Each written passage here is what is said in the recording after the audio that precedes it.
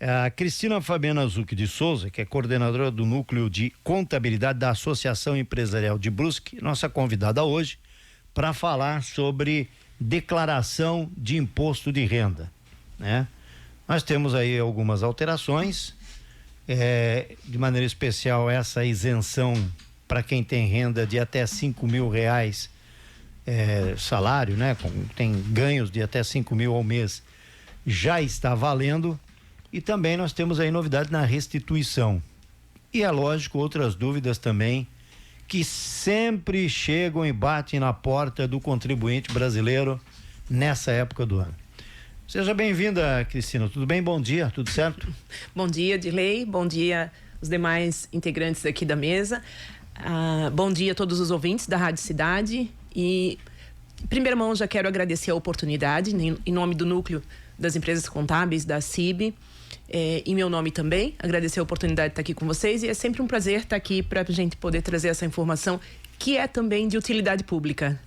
A Cristina também vai falar alguma coisa para a gente sobre a reforma tributária, a aplicação da reforma. Semana que vem estará aqui o Dr. Éder Gonçalves para a gente aprofundar mais esse tema, que é um tema também que está batendo na porta do empresário, e é preciso, obviamente, que a gente fique por dentro, né, do que isso vai impactar no nosso dia a dia. Mas vamos lá.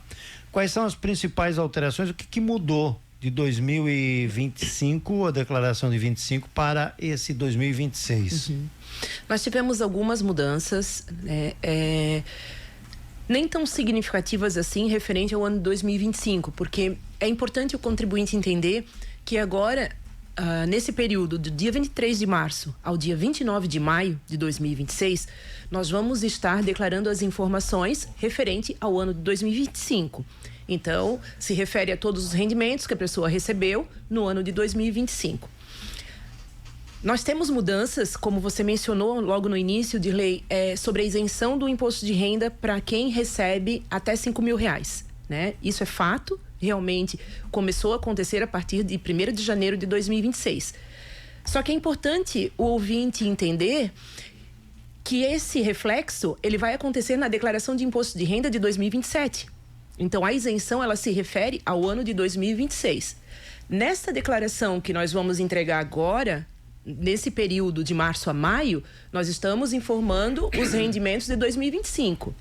Então, essa isenção de até 5.000, ela ainda não vale para essa declaração que nós vamos entregar agora, né? Muitas pessoas já têm essa dúvida, que se eu ganhava até 5.000, eu não preciso mais declarar imposto de renda porque eu estou na faixa da isenção. Então, isso ainda não tem a validade na declaração desse ano, só a partir da declaração do ano que vem, né?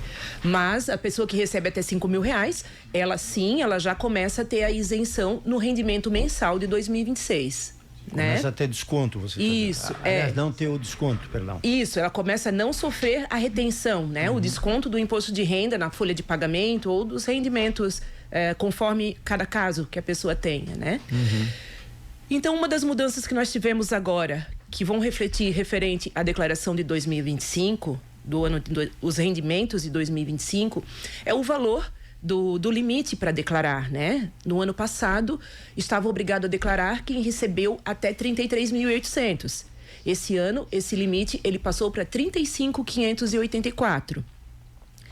Então, a pessoa física que teve rendimentos tributáveis no ano de 2025 até o valor de 35.584, ela está obrigada a declarar o imposto de renda agora nesse período da declaração, né? Então, essa é a principal mudança e é o mais relevante para cada contribuinte entender se ele está obrigado a declarar ou não. Essa é a primeira regra, né?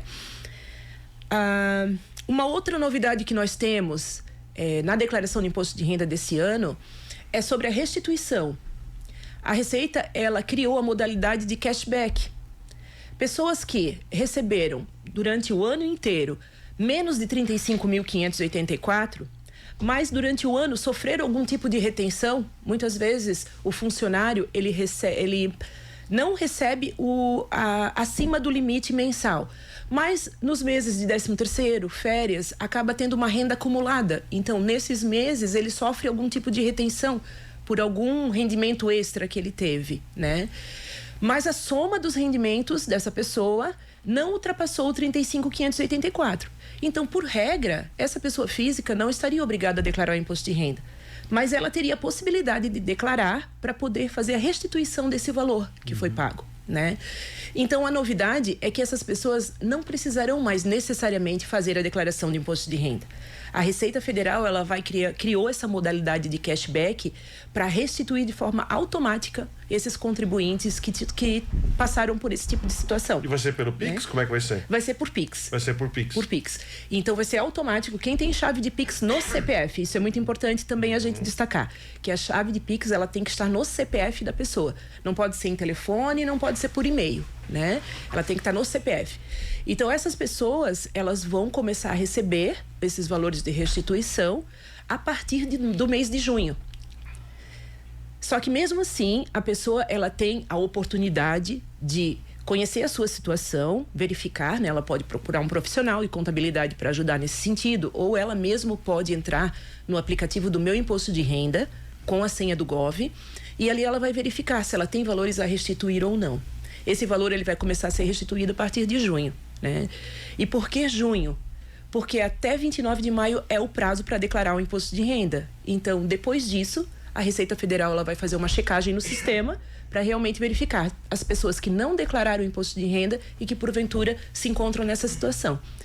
Então, esse eu vejo como um ponto muito positivo para o contribuinte, né? Porque ele não vai precisar se preocupar de procurar profissional ou até mesmo ter esse custo, né? Com elaborar a declaração de imposto de renda. Então a dica aí é o contribuinte, se não tem, ou então cadastrar um número de Pix no número do CPF. Isso mesmo. Uhum. Né? Uma coisa que o ano passado ficou bastante forte aqui na região, no Brasil inteiro, é sobre aluguéis, né? Que eu ouvi, para quem tem 1 ou 2 aluguel aí que tem um imóvel que investiu, enfim, como é que está essa situação de aluguel? Porque houve uma corrida, né, das imobiliárias para comunicar aos interessados aí sobre isso. O que você tem a informar sobre essa questão do aluguel? Por que isso está tão forte ou ficou tão forte no final do ano passado? Nós tivemos em janeiro do ano passado, de lei, a assinatura, a sanção da Lei 214 de 2025, a Lei Complementar 214. Essa lei, ela regulamenta a reforma tributária. Então, com a reforma tributária, trouxe algumas mudanças para essa questão de quem tem patrimônio, pessoas físicas que têm rendimentos de aluguel. Ela trouxe as regulamentações em relação a esses imóveis, né? Uma delas foi o cadastro do CIB, que é o cadastro do imóvel na Receita Federal. Então, da mesma forma que a pessoa física, que todas as pessoas que possuem patrimônio, tanto física como jurídica, todos os imóveis, eles possuem um cadastro no registro de imóveis. Da mesma forma, eles têm um cadastro na Prefeitura Municipal, que é o cadastro imobiliário, né? A Receita Federal, ela criou um cadastro idêntico, mas no âmbito da Receita Federal. Então, esses 3 cadastros, eles vão andar de forma paralela. Então, as informações, tanto no registro de imóveis como município e Receita Federal, elas vão andar juntas. Isso traz o quê? Traz uma preocupação para quem tem imóveis alugados, porque agora a Receita Federal passa a ter a informação de todos os imóveis que estão cadastrados no registro de imóveis. E isso vai trazer uma rastreabilidade muito maior para quem tem imóveis alugados e que, porventura, não declaram esse valor do aluguel no imposto de renda. Então, esse é um dos pontos principais que as imobiliárias correram aí para regularizar essa situação dos contribuintes, né?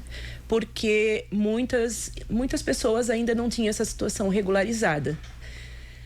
O que vai acontecer agora, então? A partir da reforma tributária, ela trouxe o regulamento da pessoa física que possui 4 imóveis ou acima de 4 imóveis, né? A partir de 4 imóveis, ela passa a ser equiparada como uma pessoa jurídica para recolhimento de imposto de aluguel.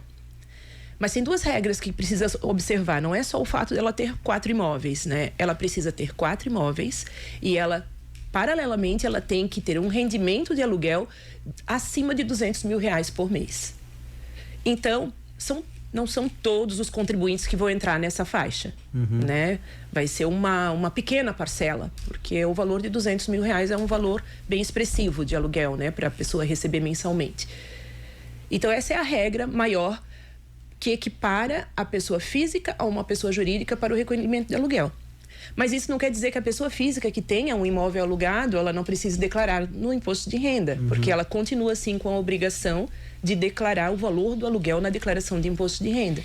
E com essa rastreabilidade que vai acontecer através do CIB, então vai ficar muito mais fácil da Receita Federal identificar as pessoas que realmente estão declarando aluguéis ou não estão declarando. Mas e quem não tem, porque a gente sabe que tem muito investidor aqui que ainda não transferiu o imóvel, esse imóvel permanece em nome de construtora, né? Então, oficialmente, lá no registro de imóveis, determinado imóvel está lá no nome da construtora ainda.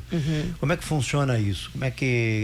Como é que há essa cobrança, essa possível cobrança da Receita Federal? Então, tecnicamente, esse imóvel ainda é da construtora. Certo. Lá no registro de imóveis, ele vai estar cadastrado no CNPJ da construtora. A construtora vai ter a responsabilidade de estar justificando para a Receita Federal essa situação. Então, vai acontecer também, a partir de agora, né, já está acontecendo, na verdade, que as construtoras estão indo atrás das pessoas, estão comunicando essas pessoas para fazerem a transferência desses imóveis. Exatamente. Porque, claro, que a construtora não vai querer assumir essa responsabilidade, né? Então, vai haver uma corrida para fazer essas regularizações. É uma outra consequência. Uma outra consequência, isso mesmo, de lei. Está acontecendo aí, né? Porque a maioria dos investidores fazem a compra do imóvel, mas não transferem ainda porque querem negociar depois, né? Isso é uma prática muito comum muito aí, comum. não é só aqui, em todo lugar do Brasil, praia principalmente. Sobre essa questão da declaração pré-preenchida, né? Tem gente que já recebe essa declaração pré-preenchida, que teoricamente já viria com esses dados, né? Os dados já colocados. A minha pergunta é, a pré-preenchida ela é confiável? Dá para a pessoa já pegar a pré-preenchida e já enviar? Ou tem situações que você tem que olhar e tem que fazer uma correção nessa declaração que é pré-preenchida? Sim. Então, o que acontece com a declaração pré-preenchida, né? Todos os contribuintes, eles têm a declaração pré-preenchida. Isso é automático dentro do sistema da Receita Federal. O contribuinte, ele pode entrar no aplicativo Meu Imposto de Renda e lá ele vai ter a opção declarar. Quando ele clicar em declarar, ele já vai ver todas as informações que estão compiladas nesse aplicativo. Ali vai constar informações sobre os rendimentos que a pessoa física recebeu durante o ano, porque as empresas, elas declaram esses valores através do E-Social, então essas informações, elas já estão lá dentro da base de dados da Receita Federal. Os bancos já declaram as informações, os saldos das movimentações, os rendimentos que a pessoa teve, se ela teve rendimento tributável ou rendimento exclusivo na fonte, que são, por exemplo, rendimentos de aplicação financeira. Uma outra informação que é importante também são os recibos de saúde, que hoje eles já são emitidos de forma digital pelos profissionais de saúde. Essas informações, elas já estão na base de dados da Receita Federal. Então, a Receita chama essa declaração de pré-preenchida. Por que pré-preenchida? Porque ela foi previamente preenchida pela própria Receita Federal. Mas isso não quer dizer que ela está 100% correta. Porque se fosse, a Receita Federal ela nem precisaria deixar o prazo em aberto. Ela já fecharia a declaração e já diria como certo, né? Mas cada contribuinte, ele tem a oportunidade de entrar nessa declaração pré-preenchida e verificar os dados se estão corretos ou não. Então, aqui eu quero deixar um alerta, principalmente para quem é assalariado, porque no ano de 2025 foi o primeiro ano que realmente entrou em vigor as informações do E-Social. Então, nós tínhamos antes uma declaração que toda a empresa entregava para a Receita Federal, que era a DIRF, Declaração de Rendimentos, o Informe de Rendimentos, né? Nós pegávamos do nosso sistema contábil e transmitíamos para a Receita Federal um resumo de tudo que tinha acontecido durante o ano. Mas o que aconteceu em 2025? A gente deixou de entregar essa declaração, a DIRF, e a Receita passou a pegar todas as informações que foram declaradas no E-Social. O que aconteceu com isso? Um caos nesse início de ano, porque a base de dados do E-Social ainda ela não está totalmente preparada para essas informações. E muitas vezes os próprios contribuintes também não estão informando da forma correta. Então, nós tivemos ali uma série de divergências nessas informações. Então, o contribuinte, ele vai ter a informação declarada ali para a Receita Federal de forma pré-preenchida. Mas ele precisa verificar na sua declaração de rendimentos que ele recebeu da empresa se realmente esse rendimento está correto. Porque nós vamos ter muitos erros nesse sentido. Então, aqui fica um alerta para realmente... Ou seja, não confia na pré-preenchida. Não dá para confiar na declaração 100%. Pré-preenchida. Pode ser que saia 100%. certo. Pode ser que saia certo. Muitos casos estão corretos, né? Muitos bancos hoje já estão informando de forma correta. Outra informação que também já vem na pré-preenchida. A transferência de imóveis do registro de imóveis. Se você for transferir uma escritura no registro de imóveis, essa informação ela já consta na Receita Federal como pré-preenchida. Mas muitos casos, como o Dirley falou antes, são informações que não são reais. Por quê? Esse imóvel já não era mais a pessoa há muito tempo, só que agora que ele está sendo regularizado. Então, por exemplo, ano passado eu peguei uma situação de uma família que tinha vendido esse imóvel em 1990, mas nunca tinha sido feita uma transferência desse imóvel. Em 2024, a pessoa que já tinha o imóvel, que já era um terceiro do terceiro, ela fez a transferência e aí constou na declaração dessa pessoa. E aí, quando eu fui informar para ela que existia uma transferência de imóvel, ela disse, meu Deus, Cris, mas isso, o meu pai vendeu em 1990, meu pai já não é mais nem vivo. Então, realmente, tem informações, não é que elas estão erradas, mas a forma como ela está sendo transmitida, né, pode não refletir a realidade do contribuinte. Mas dá pra contestar. O contribuinte tem a oportunidade de retificar essa informação e corrigir todas as informações que estão inconsistentes, com certeza. Comprei um imóvel. Vamos citar um caso aí parecido com esse. Comprei um imóvel, usei um outro imóvel que eu possuía para fazer essa compra do imóvel e registrei esse contrato no imposto de renda. Esse imóvel que eu comprei está lá registrado. Dirley Silva comprou um imóvel de 500 mil, usou um outro imóvel lá na Santa Terezinha de 250 e pagou 250. Tudo registrado, tá lá, certo? Okay. Só que o Dirley Silva ainda não passou esse imóvel para ele, nem o outro que fez o negócio também não fez. Agora, de repente, chega 2026, eu faço isso e o outro também faz. Consequentemente, 2027, isso vai estar ligado no sistema. Sim. Mas eu já declarei. Na verdade, esse caso de lei está perfeito porque o contribuinte, ele cumpriu com a exigência do imposto de renda. Eu já paguei, inclusive, digamos, eu estou dando um exemplo, né? Então, você já cumpriu o regulamento do imposto de renda, que fala que quando acontece uma transação imobiliária, o contribuinte deve declarar naquele momento a transação, pelo contrato de compra e venda. Certo. Né? O regulamento do imposto de renda não exige que seja pela escritura do imóvel, ele exige que seja pelo contrato de compra e venda. Perfeito. Então, esse contribuinte, ele cumpriu com a regulamentação do imposto de renda. Mas pode dar uma correto. Inconsistência Pode. no sistema de estar dizendo, olha, como é que ele tem um imóvel ali, mas tem o outro lá que não está mais no nome dele e tal. Pode acontecer uma inconsistência. E aí, o que a gente vai fazer nesse caso? Vai fazer uma observação. Isso. Pode ser feita uma observação na própria declaração de bens e direitos, né? Explicando que esse imóvel, então, ele já não faz mais parte, né, do patrimônio desse contribuinte e explicar a situação que aconteceu. Mesmo assim, a Receita Federal pode chamar para uma justificativa. Então, esse contribuinte, ele vai ter o contrato de compra e venda da época, ele vai ter a prova que ele declarou de forma correta. Então, tá tudo certo. A Receita Federal ela vai pedir uma justificativa, o contribuinte ele vai justificar e a Receita vai entender esse caso. Eu estou sendo bem otimista e vai dar tudo certo, né? Mas tem muitos casos que realmente pode acontecer no meio disso algumas inconsistências e algumas irregularidades, né? Mas para o contribuinte que cumpriu a regulamentação do imposto de renda, ele não precisa se preocupar. Sobre essa questão ali, que até esse assunto que foi tratado no intervalo aqui, acho bem interessante, importante, sobre a questão das despesas de saúde, né? Porque agora o governo tem um sistema onde essas despesas de saúde, essas receitas já são jogadas direto no sistema. Não tem mais aquela história de você guardar, né? Guardar todos os papéis de quanto você gastou. Explica um pouquinho sobre isso. Sim.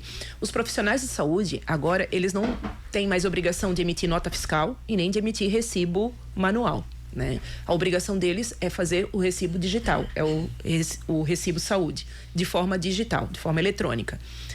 O que acontece então? Essa informação que o profissional de saúde informa para a Receita Federal, nessa informação vai constar o CPF, data de nascimento da pessoa física e o valor que a pessoa pagou referente ao seu tratamento. Essa informação, ela vai para declaração pré-preenchida, já de forma automática. Então, o contribuinte, ele vai poder constar ali na declaração pré-preenchida se realmente todos os recibos que ele pagou para os médicos, né? Porque o contribuinte, ele pode sim pedir para o médico um recibo, né? Mesmo que seja de forma digital, que o médico justifique que essa informação ela está sendo feita de forma digital, mas o contribuinte ele tem o direito de receber um comprovante que ele está pagando essa consulta. Então, o contribuinte ele vai poder fazer essa conferência para ver se todos os valores estão declarados de forma correta. Você tem uma pergunta aí, Anderson, para a nossa do ouvinte? Sim, quem está perguntando aqui é a ouvinte, a Rose. Ela está perguntando aqui até que valor fica isento do imposto de renda. Acho que a Cris até respondeu, né? Isso. Até que valor que fica isento do imposto de renda. A isenção, se não me engano, o valor exato é 28 mil e alguma coisa. Agora não lembro o valor exato da isenção, né? Mas a obrigação de declarar o imposto de renda é para as pessoas que receberam acima de 35.584. Sim. Né? E tem o limite de bens também, né? Tem aquela questão do... Isso, essa é a primeira regra, né? Isso. E sobre o patrimônio, é a pessoa que acumulou até 31/12/2025 o valor de 800 mil de patrimônio, né? Por exemplo, a pessoa não teve rendimento de 35.584, mas ela tem um patrimônio acumulado de 800 mil. Então, ela está na obrigação de declarar o imposto de renda. O imóvel é sobre o valor venal. Sobre o valor venal. Venal não, o valor mercado. Isso, sobre o valor venal. O valor que foi declarado na declaração de imposto de renda. Ok. Já foi respondido também, mas vamos repetir aqui para o Décio Izar Bastos: rendimento de aluguel será tributado a partir desse ano, é isso? Na verdade, o rendimento de aluguel sempre foi tributado. Sim. Ele é um rendimento tributável. Acho que né? o que ele quer perguntar é se isso já está... Se já entrou em vigor, sistema, né? Se a Receita, ela já tem... Se as imobiliárias já estão comunicando o sistema e é automático isso. Uhum, sim. As imobiliárias, elas já declaram para a Receita Federal, sim, através de uma declaração anual, os valores de aluguel pagos pelos contribuintes, né? E recebido pelos locadores, né? Então, essa informação já consta na Receita Federal. Se a imobiliária declarou para a Receita Federal, essa informação já vai estar pré-preenchida. Certo. Então, é muito importante o contribuinte também se certificar dessas informações, né? Mas o que eu falei antes sobre o cadastro do CIB, ele ainda não está em vigor plenamente, né? Os registros de imóveis têm agora até 31/12/2026 para entregar toda essa informação e aí a Receita Federal fazer toda a checagem, né? Certo. Já era para ter acontecido isso, o prazo era até 31/12/2025, mas acabou sendo prorrogado devido a toda essa transição, né? A gente está falando de sistema, uma base de dados gigante da Receita Federal, então, né, o próprio sistema da Receita Federal, ele também precisa adaptar todas essas informações, né? Então, isso ainda leva um tempo até as informações estarem, né, em conformidade e realmente a Receita possa fazer uma conferência. Doação ou dinheiro resultado de heranças, como é que funciona? Como é que é essa declaração? Que tipo de documento é preciso mostrar para a Receita Federal em relação à doação que você recebe ou herança em família? As doações, as heranças, quando elas são transmitidas, né, o contribuinte, ele faz uma escritura, isso no cartório, né? Essa escritura, ela passa pelo registro de imóveis e aí formaliza-se a doação, né? Essa informação, ela deve ser declarada no imposto de renda para as pessoas que são obrigadas a entregar imposto de renda. Então, o que o contribuinte precisa se preocupar primeiro? Se ele está dentro da obrigação do imposto de renda, se ele recebeu acima de 35.584, se ele tem patrimônio, né, né, é bom frisar aqui, são várias regras, né? Então, 35.584, ou tem patrimônio acima de 800 mil reais, ou recebeu rendimentos isentos acima de 200 mil reais, né? Que doação se encaixaria nesse rendimento isento. Então, toda doação recebida, seja ela em espécie, em dinheiro ou em forma de patrimônio, se ela ultrapassou o valor de 200 mil reais, o contribuinte ele está obrigado a declarar o imposto de renda. Então, essa informação, ela entra de forma isenta na declaração de imposto de renda, ela tem isenção total, mas aí o contribuinte deve regularizar essa informação.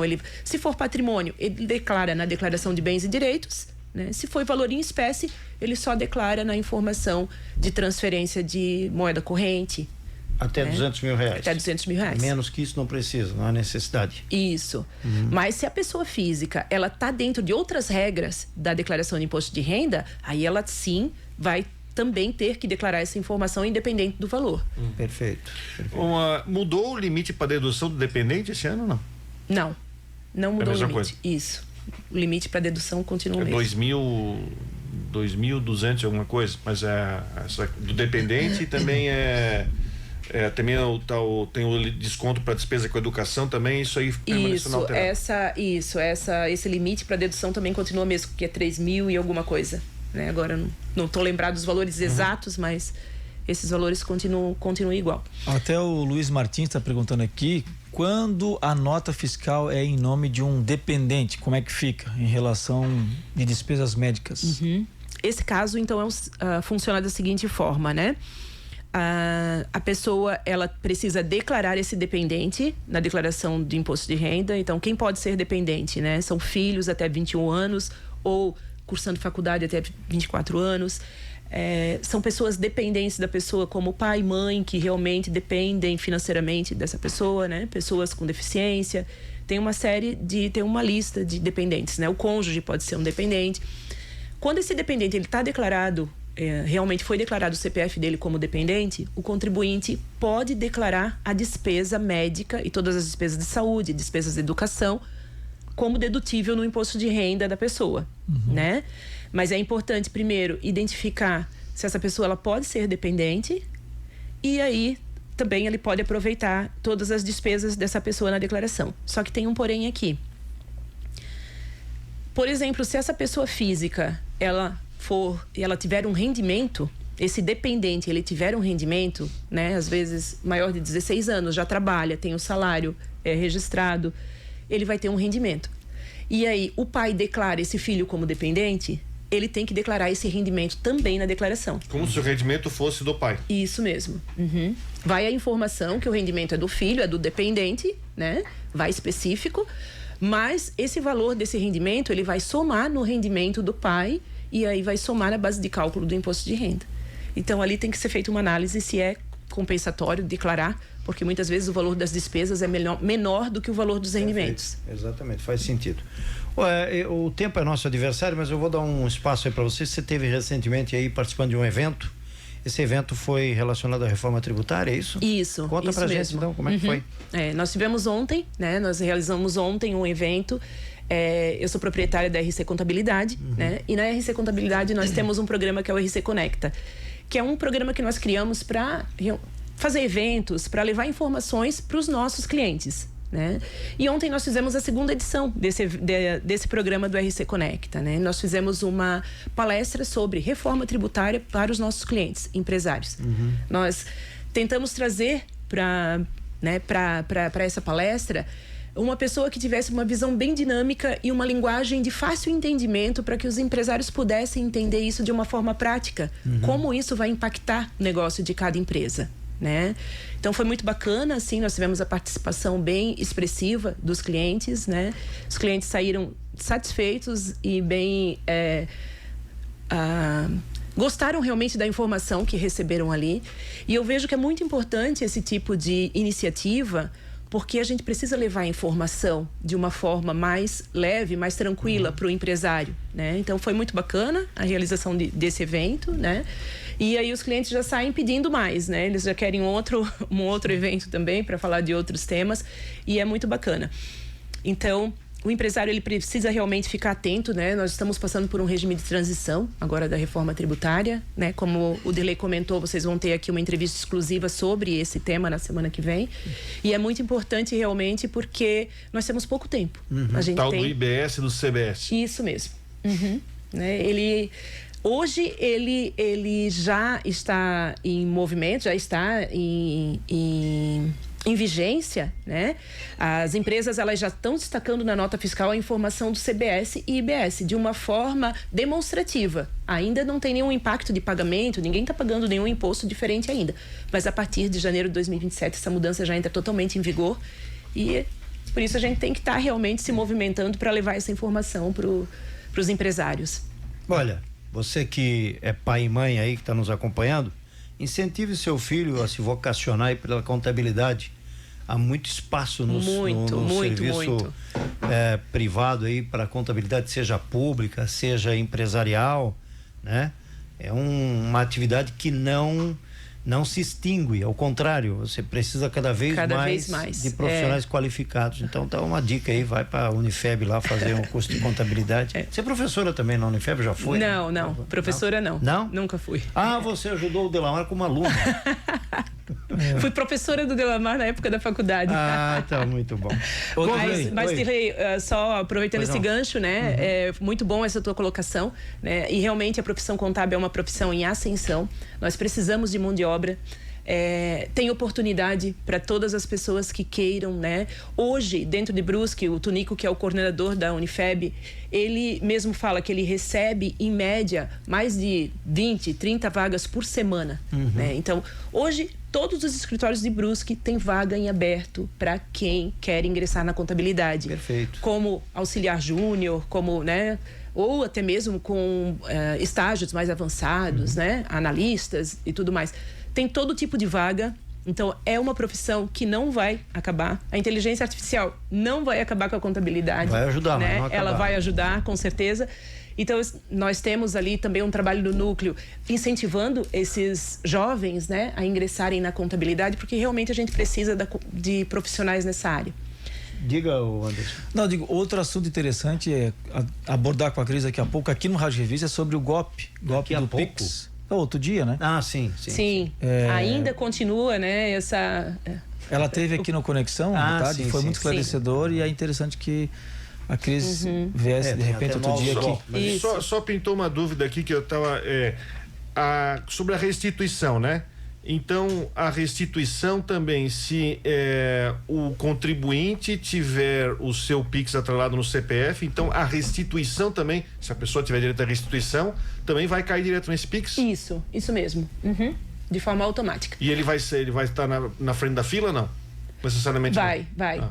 Sim, a Receita Federal vai dar preferência para quem tem o PIX no CPF. Para receber restituição. Desculpa, pois não, claro. Só posso mais um minuto? Deve, sim. Só mais um minuto. Fica à vontade. Eu queria ressaltar também sobre as doações que podem ser feitas através do imposto de renda. As doações, que é um ponto muito importante para realmente trazer relembrar os contribuintes, né? Todo contribuinte ele pode destinar parte do pagamento do seu imposto de renda para o FIA ou FEI, que é o Fundo da Infância, né, da criança e do adolescente, e o Fundo dos Idosos.